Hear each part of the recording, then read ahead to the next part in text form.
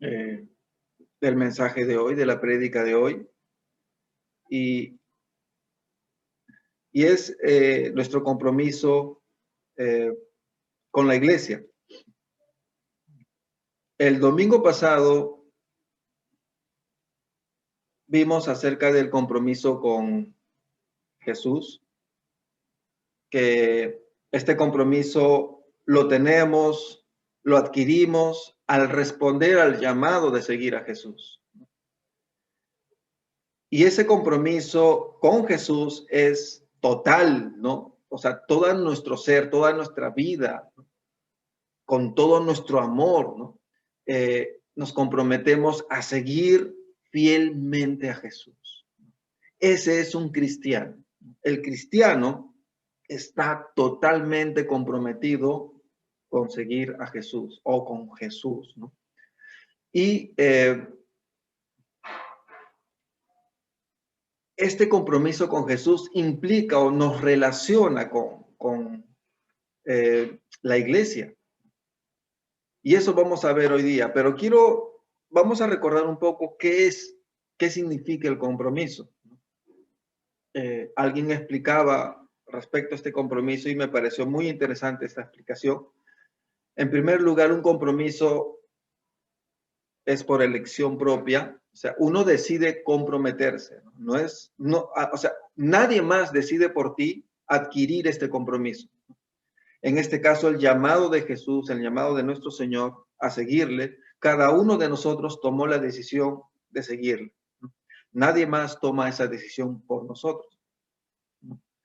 Y el compromiso que tenemos y el nivel de compromiso que tenemos es la evidencia que determina el valor que le das a algo o a alguien. En este caso, si nosotros tenemos un total compromiso con Jesús, es porque le damos ese valor a Jesús, que Jesús es lo más importante en nuestras vidas. Es el Señor de nuestras vidas, es nuestro Rey y por eso es que estamos totalmente comprometidos con Él. Y para cumplir o para mantenernos en ese compromiso, tenemos que ser disciplinados, tenemos que ser responsables y tenemos que ser constantes. Son aspectos importantes que involucran el compromiso. Estoy usando realmente, les confieso, estoy usando este término compromiso para tratar de explicar lo que es el pacto que celebramos con el Señor, ¿no? Porque responder al llamado de Jesús, ¿no? Entregar nuestras vidas a Cristo, es celebrar un pacto, ¿no? Donde la sangre de Cristo es lo que selló ese pacto entre Dios y nosotros. Y nosotros en ese pacto nos comprometemos a seguir a Cristo, ¿no? A ser fieles al llamado de Cristo, ¿no? Y ahí está, ¿no? Inmerso este término compromiso dentro de este pacto que Dios al que Dios nos ha llamado a celebrar con él, con el Señor. Muy bien, entonces recordando un poco acerca del significado del compromiso, vamos a ver ahora la relación que tiene este compromiso de seguir a Jesús con la iglesia, ¿no? Y vamos a leer este texto, les pido que me acompañen, ¿no? Primera de Corintios capítulo 12, versículo 13, dice: por un solo espíritu, todos fuimos bautizados en un solo cuerpo, tanto los judíos como los no judíos, lo mismo los esclavos que los libres, y a todos se nos dio de beber de un mismo espíritu. Además, el cuerpo no está constituido por un solo miembro, sino por muchos. Oremos un momento a nuestro Señor. Dios mío, dirígenos, Señor, para que podamos estar atentos a lo que dice tu palabra, entenderla con claridad y también, Señor, a ver cómo podemos aplicarla en nuestras vidas. Señor, ayúdanos a hacer esa tierra buena que recibe tu palabra como una tierra que recibe la semilla y deja que ésta germine, crezca la planta y dé frutos. Que tu palabra, Señor, ingrese a nuestro corazón, germine en nuestro corazón y dé frutos, de cambios en nuestras vidas. Ayúdanos, Señor, a ser humildes para recibir, ser buenos receptores de tu palabra y seguir tu palabra, dejar todo criterio nuestro personal y más bien, Señor, seguir lo que nos dices en ella. En el nombre de Cristo Jesús. Amén. Amén. Muy bien. Es la imagen más adecuada que encontré. No, a veces no es posible encontrar la imagen ideal, ¿no? Pero vamos a ver lo primero, y es que el compromiso con Jesús implica o nos relaciona directamente con el compromiso con la iglesia. ¿Por qué? Bueno, en base a lo primero que se dice en estos versículos que hemos leído, dice, por un solo espíritu todos fuimos bautizados en un solo cuerpo. Y está hablando en el cuerpo de Cristo, ¿no? Por eso puse esta imagen de alguien, un cuerpo que representa a Jesús, ¿no? Que nos aboca a Jesucristo y con un montón de personas allí. Y esa es la idea, ese es el mensaje que se transmite en este texto, ¿no? La palabra bautizados, ¿no? Significa sumergidos, introducidos, ¿no? En este caso, ¿no? Entonces, por un solo espíritu, o sea, por medio del Espíritu Santo hemos sido todos introducidos en el cuerpo de Cristo. Hemos sido hechos parte del cuerpo de Cristo. O sea, me refiero a que cuando tú entregas tu vida a Cristo, tú respondes al llamado de Cristo de seguirle y tú dices, yo le voy a seguir porque Él es mi Salvador, Él es mi Dios. No tengo a quién más ir. Él tiene palabras de vida eterna, ¿no? A Él le seguiré. Entonces, en ese momento que tú respondes a este llamado, es que tú eres, por medio del Espíritu Santo, eres introducido dentro del cuerpo de Cristo. Te haces miembro del cuerpo de Cristo. Esto es algo que ocurre con todo verdadero cristiano, con toda aquella persona que decidió seguir a Jesucristo.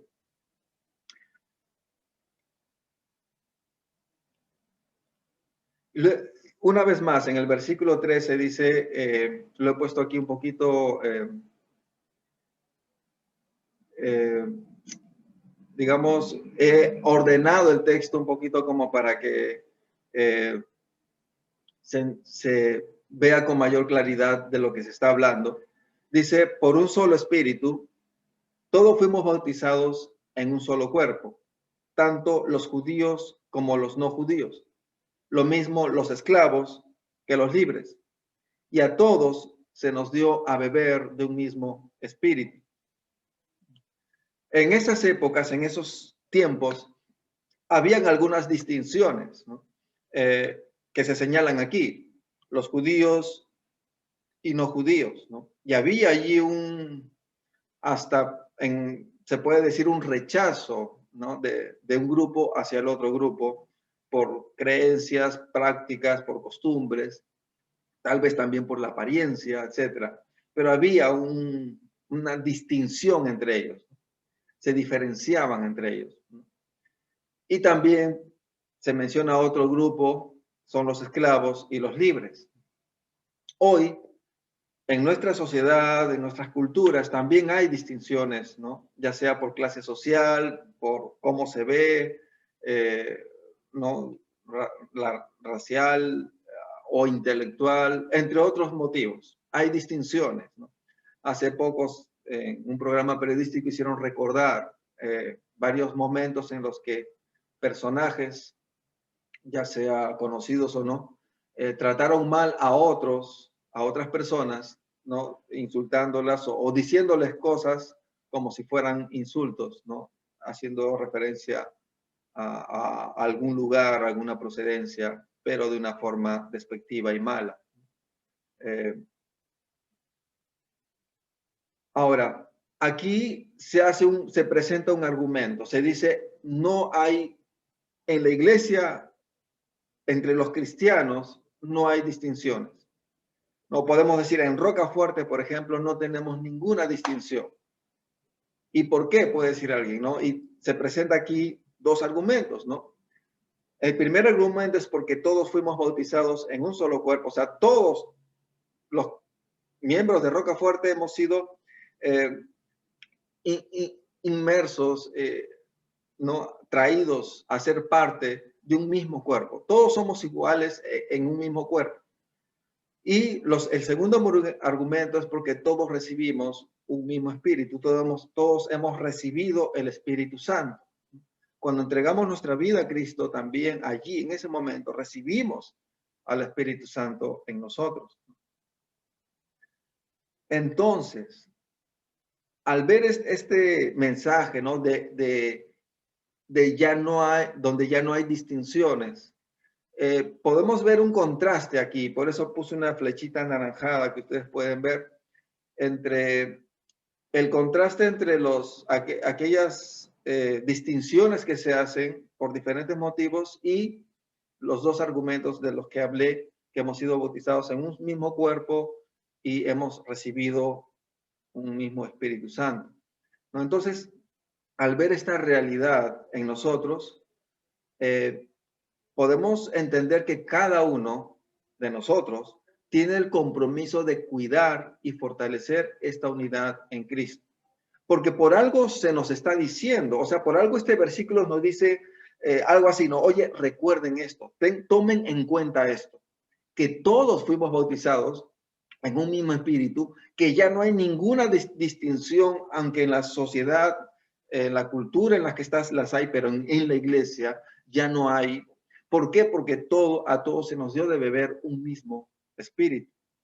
Recuerden esto y vivan conforme a esta realidad, a esta verdad. ¿Cómo? Dejando los pensamientos, por ejemplo, donde se distingue a los demás, ¿no? Dejando de pensar de esa manera, dejando de tratar con distinciones a todos, ¿no? Dejando de hablar de esta manera, ¿no? Como que menospreciando o distinguiendo a uno de otro, ¿no? Eh, el trato con discriminación, el trato con rechazo, el trato con preferencias o también con menosprecio, tiene que ver, está relacionado a estas distinciones a las que me refiero. Eh, Despojándonos de todo lo que causa cualquier tipo de distinción, ¿no? Y que nuestro trato a los demás muestre de manera sincera y natural el lazo que nos une, ¿no? Y hay algo importante, ¿no? También que debemos de entender o tomar en cuenta, mejor dicho, en base a este principio bíblico, ¿no? Y es que debemos ser amigables, o sea, no solamente evitar tratar mal a los demás o tratar distinguiendo a los demás, ¿no? Que uno es mejor que el otro. No solamente debemos de evitar hacer eso, sino de evitar lo malo, sino también tenemos que hacer lo bueno. Y en este caso, aplicando este texto, o en base a este texto, tenemos que nosotros esforzarnos, disciplinarnos, mantenernos en tratar a los demás de manera amigable, amistosa, ¿no? Eh, para conocerles. Estoy hablando como iglesia, ¿no? Como roca fuerte. Nosotros estamos, lo que podemos aplicar este texto es en nuestro entorno, y en nuestro entorno somos nosotros la iglesia roca fuerte. Entonces, entre nosotros buscar ser amistosos, ofrecer amistad, ¿no? Buscar conocernos entre nosotros. Y es de esta manera en la que podremos poner en práctica este mandato, el mandato o el mandato que está en la palabra del Señor, donde se nos dice que nos amemos unos a otros. Este mandato de amarnos unos a otros es justamente para en primer lugar, y está directamente enviado, ordenado a los creyentes, a los cristianos, ¿no? O sea, a los miembros de una iglesia, ¿no? Que en nosotros se vea este amor. Dice en Juan 13:34, un mandato nuevo les doy, que se amen unos a otros, así como yo los he amado. Está hablando a los seguidores de Cristo, ¿no? O sea, a nosotros también. Ámense también ustedes unos a otros. Entonces, no solo es el compromiso de no tratar mal a los demás, también es el compromiso de tratar conforme a un corazón que ama a los demás miembros de Rocafuerte. marquemos la diferencia haciendo visible nuestro amor, no solo siendo amables y muy respetuosos, siendo también amigos entre nosotros. Entonces, tenemos el compromiso, tú y yo tengo el compromiso, tú tienes el compromiso de cuidar y fortalecer esta unidad en Cristo, amándonos y tratándonos bien. Luego, en Corintios 12, los versículos 4 al 6, nos habla otro aspecto de nuestro compromiso con la iglesia. Hemos visto el compromiso con la iglesia es a promover y crecer en la unidad que Cristo nos dio. Otro aspecto de este compromiso con la iglesia es el de estar comprometidos a servir, a dar, ¿no? Y dice en los versículos 4, 5 al 6, vamos a leerlo, está aquí en la pantalla. Ahora bien, hay diversidad de dones, pero el Espíritu es el mismo. Hay diversidad de ministerios, pero el Señor es el mismo. Hay diversidad de actividades, pero Dios, que hace todo en todos, es el mismo. Y aquí se está hablando de dones, ministerios y actividades y voy a explicar brevemente lo que significa cada uno de estos en este caso, en estos textos. Y los dones son las capacidades dadas que se nos da a nosotros en la gracia de Dios. En Romanos 12:7 dice, si tenemos el don de servicio, sirvamos. Si tenemos el don de enseñanza, enseñemos, ¿no? Y entonces el don dado por Dios, que es una capacidad, ¿no?, que nos da como un regalo en su gracia, ¿no?, que es un regalo, ¿no? Lo que se espera de este don es que lo usemos, ¿no? Y por eso les leí Romanos 12:7, vuelvo a leerlo, ¿no? Si tenemos el don de servicio, sirvamos, dice en el texto. Si tenemos el don de enseñanza, enseñemos. O sea, si tienes tal capacidad, úsala, ¿no? O sea, ponla en práctica. Luego habla de los ministerios, ¿no? Hay diversidad de ministerios, ¿no? Y los ministerios son el servicio en la iglesia, ¿no? Por ejemplo, podríamos hablar de evangelización, podríamos hablar del ministerio de evangelización o el servicio en el que un grupo de hermanos sirve evangelizando, en otras palabras. El ministerio de enseñanza, los ministerios de enseñanza, el servicio en el que un grupo de hermanos o los hermanos sirven enseñando a otros. Alabanza, anfitriones, consejería, administración y gobierno de la iglesia, predicación, entre otras formas de servir, ¿no? Y las actividades, cuando dice en el versículo 6, hay diversidad de actividades, se está refiriendo aquí a acciones que son el resultado del poder energizante, digámoslo así, del poder que actúa, de la energía de Dios actuando a través de uno, ¿no? O sea, y estos tres están relacionados, ¿no? El don es la capacidad que Dios me da a mí de hacer algo, ¿no? Entonces, cuando lo pongo en práctica, cuando activo esa capacidad en la iglesia, estoy participando ministerialmente, estoy sirviendo a los demás, no estoy ahí en ministerios. Pero ese poder que hace efectivo este don, esto que hago, y que trae resultados beneficiosos para la iglesia, son las actividades de las que aquí se habla. Estas actividades tienen implícito algo muy importante, y es el hecho de que dependemos de Dios para el resultado de lo que hagamos. O sea, yo me puedo preparar mucho para algo específico, pero cuando hay resultados, cuando hay una acción que trae buenos resultados para el reino de Dios, esa acción con buenos resultados es gracias a Dios, gracias a esa actividad de Dios actuando a través de uno, a través de cada uno que sirvamos a Dios. En medio de esta diversidad, de esta forma de actuar de Dios en la vida de todos los miembros de la iglesia, ¿no?, de nuestra iglesia, hay unidad. Dios nos da a todos dones. Todos usamos estos dones por medio de ministerios. y se manifiestan gracias a la actividad de Dios en cada uno, de todos nosotros. Pero a la vez se ve diversidad también aquí en estos versículos.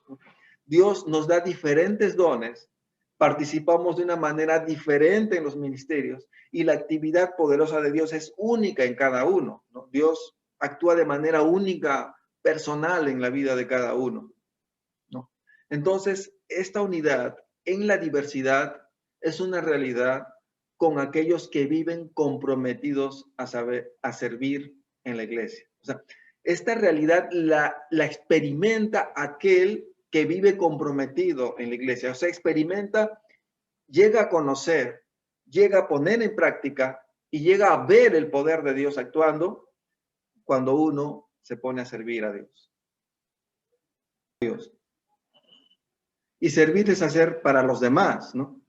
Y aquí hay algo que quiero compartirles. Lamentablemente, la mayoría de creyentes en muchas iglesias, hace algún tiempo, el anteaño pasado, perdón, conversé con un buen grupo de estudiantes que se estaban preparando para el ministerio, ya sea para pastores, para misioneros o para líderes en la iglesia, ¿no? Estaban estudiando en una universidad cristiana y les pregunté, ¿no?, respecto a este formar ministerios o formar equipos ministeriales, ¿cuál era la mayor dificultad que encontraban para formar un equipo ministerial? Y la respuesta en la que todos estuvieron de acuerdo, en la que la mayoría participó fue, de la que hablaron en primer lugar fue que la mayoría de los asistentes a una iglesia, la mayoría de los congregantes en una iglesia local, ¿no? No se quieren comprometer. Explico de esta manera, ¿no? Por ejemplo, ellos cuando quieren formar digamos, un equipo ministerial que sirva en misiones, ¿no? Colaborar de diferentes maneras. Y cuando se trata, para formar este equipo ministerial, quieren buscar hermanos que quieran comprometerse en esto, buscan entre los hermanos que se congregan en la iglesia y ninguno o casi ninguno quiere participar de ello. Y la pregunta fue, ¿y por qué? ¿Por qué creen? Luego se les preguntó, ¿por qué creen que ocurre esto? ¿Por qué creen que la mayoría de congregantes en las iglesias no quieren comprometerse? Y ellos respondieron, porque es que esto no les trae ningún beneficio personal. O creen, mejor dicho, creen que esto no les trae ningún beneficio a ellos, ¿no? O sea, yo no voy a aceptar hacer esto porque no me beneficia a mí, sino que más bien voy a tener que dar de mí, ¿no? Para otros. En otras palabras, todo en lo que quieren participar es en aquello que les beneficiará. Y si no van a dar ningún esfuerzo, mejor, ¿no? Se preguntan, ¿no? Por ejemplo, ¿qué es lo que me puede dar la iglesia a mí?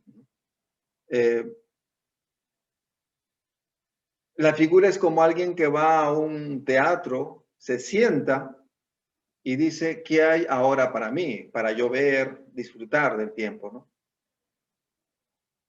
Y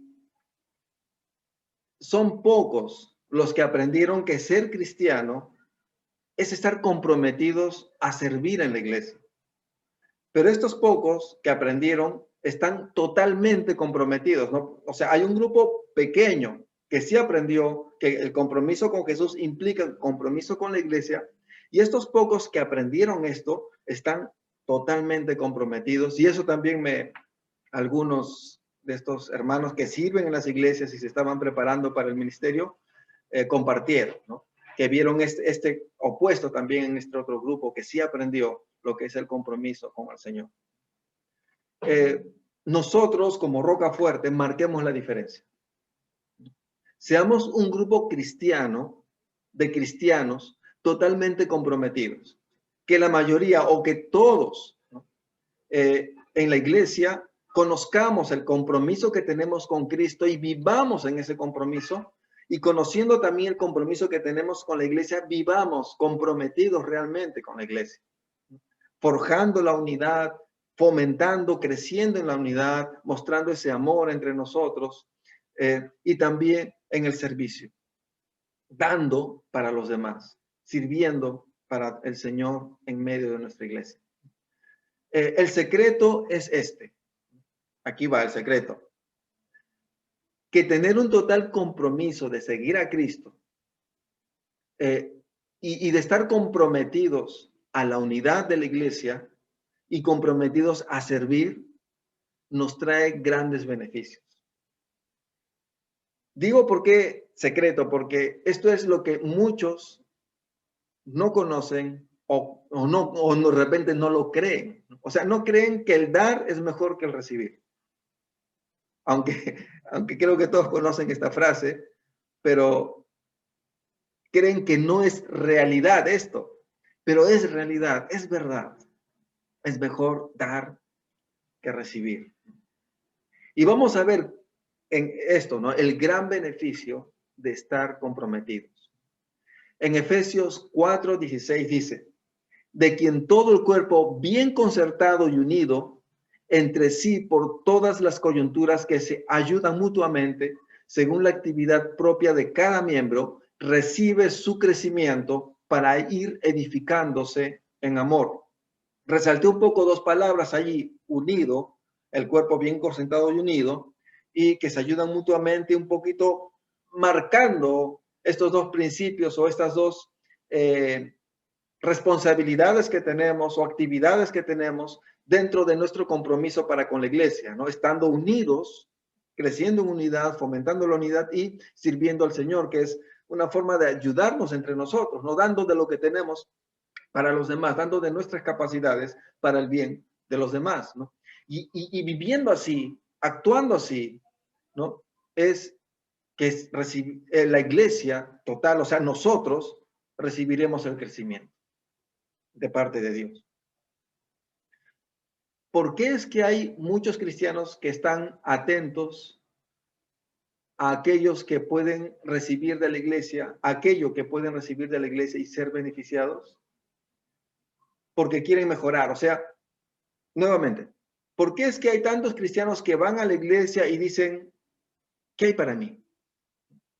¿Qué pueden enseñar? ¿Qué están enseñando para mí? ¿No? ¿Qué me puede ayudar a mí a crecer, a sentirme mejor, a madurar, etcétera, ¿no? Y van con esa expectativa a la iglesia. Quieren crecer. Eso es lo que quieren, ¿no? En forma general, eso es lo que quieren crecer.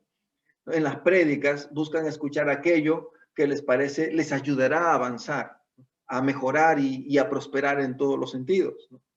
En las enseñanzas, en las alabanzas, en las actividades, en reuniones, esto es lo que buscan, algo que les ayude a crecer. Y otra pregunta es, ¿por qué es que no se comprometen a servir? Porque creen que esto ayudará a crecer a otros, pero no a uno. Y por eso no se quieren comprometer. O sea, no, esto no me beneficia, no me hace crecer a mí, entonces, sino a otros, ¿no? Yo voy a enseñar para que otros crezcan.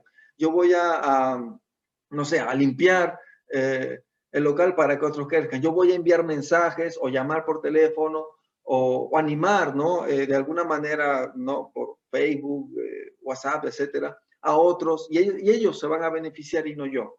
No, mejor no me meto en esto, no me comprometo con la iglesia, ¿no? Porque esto no me va a servir a mí, no me va a hacer crecer a mí, sino a otros.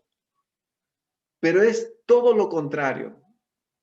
Este texto nos enseña que aquellos que cumplen fielmente, y podemos ver lo anterior, ¿no? Aquellos que cumplen fielmente su compromiso a la unidad y a servir son quienes crecen. O sea, aquellos que dan, aquellos que se disciplinan en cumplir el compromiso con la iglesia, aquellos que se esfuerzan y cumplen con su compromiso, así emocionalmente de repente no quieren en algún momento así tengan alguna dificultad, pero dicen, yo tengo el compromiso de hacer esto para la iglesia y lo voy a hacer. Aquellos que son así, se mantienen así, son los que crecen. El crecimiento del que se habla aquí es en todos los sentidos.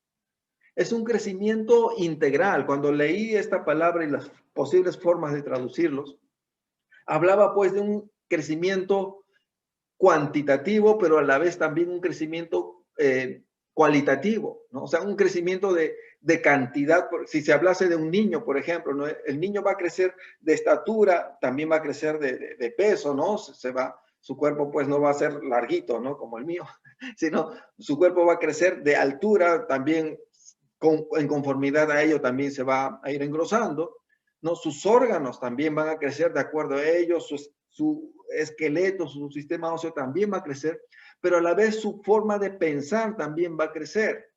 Su forma de entender las cosas va a ir creciendo, de una forma de pensar muy infantil, muy fantasiosa, donde no diferencia la realidad de la fantasía, va a ir cambiando, va a ir entendiendo y distinguiendo la realidad de la fantasía. Entonces, ese crecimiento también es en cuanto a sus cualidades, ¿no? Va a ir desarrollando también sus talentos, sus habilidades. O sea, el crecimiento es integral.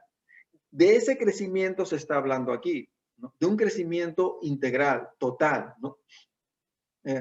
Los que vivimos comprometidos con Cristo y con la iglesia y cumplimos nuestro compromiso, somos aquellos que experimentamos un crecimiento real, integral. Somos los que realmente recibimos todos los beneficios de Dios. Claro, no lo hacemos por eso, pero es el resultado al que nos trae esto. Es el beneficio al que nos trae eso. O sea, nosotros lo hacemos para la gloria de Dios. Lo hacemos porque amamos con todo nuestro ser a Dios y nos esforzamos, ¿no? Nos exigimos a nosotros mismos. Damos de nuestro tiempo, de nuestro esfuerzo para la gloria de Dios. Y también lo hacemos porque amamos a nuestros hermanos. Nos esforzamos por ellos, damos por ellos, vivimos y damos nuestra fuerza, nuestro tiempo para ellos. Pero cuando hacemos esto, vemos un resultado maravilloso, que nosotros somos los más beneficiados en todo esto. Que nosotros somos grandemente bendecidos en todo esto. Y decimos, gracias, Dios. Gracias porque veo que estoy creciendo y madurando. Veo que es de esta manera como tú me vas santificando. Veo que es de esta manera como tú me das más sabiduría, me das más fortaleza y me das más entendimiento. Entonces estamos llamados a vivir un compromiso al Señor. Y les invito a que disfruten de ese compromiso a Dios. Vamos a orar. Señor, te doy gracias porque tu palabra nos revela una verdad maravillosa y es que al vivir en compromiso contigo, siendo fieles a este compromiso de seguirte y también, Señor, el compromiso de la iglesia, somos nosotros grandemente beneficiados, bendecidos. Te pido, Señor, que hagas de nosotros damas, varones, comprometidos contigo y con tu iglesia. En el nombre de Cristo Jesús. Amén. Amén. Muy bien, hermanos, creo que ¿me extendí un poco o no? Bueno, vamos a muy bien. Una hora más, dice, ya, vamos, segunda parte, comprometidos con la iglesia, segunda parte. Vamos a alabar al Señor, vamos a glorificarle. A ver, permítame un momento.